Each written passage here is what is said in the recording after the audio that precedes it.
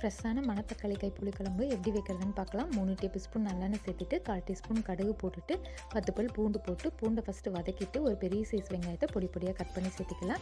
ஃப்ரெஷ்ஷான கருவேப்பிலை சேர்த்துட்டு மீடியம் சைஸ் தக்காளி சேர்த்துக்கலாம். தக்காளி வேகிற கலவாக மட்டும் உப்பு போட்டு ஒரு 5 நிமிஷம் மூடி போட்டு வேக வச்சோம்னா தக்காளி நல்லா வெந்துடும்.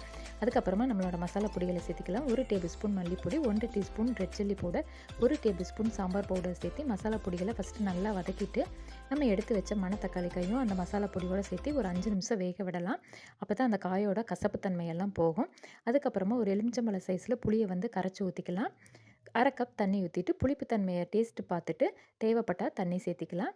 தேவையான அளவு உப்பு போட்டுட்டு 1/4 டீஸ்பூன் பெருங்காய பொடி போட்டுட்டு எண்ணெய் பிரிஞ்சு வர வரைக்கும் குழம்பு நல்லா கொதிக்க விட்டு இறக்கணுன்னா நம்மளோட குழம்பு ரெடி ஆயிரும். கடைசியாக 1 டீஸ்பூன் நாட்டு சக்கரை சேர்த்து டேஸ்ட்டு பாருங்கள். ரொம்ப அட்டகாசமாக இருக்கும். கண்டிப்பாக நீங்களும் இந்த மாதிரி செஞ்சு பாருங்கள். கொஞ்சம் கூட கசப்பு தன்மையே இருக்காது.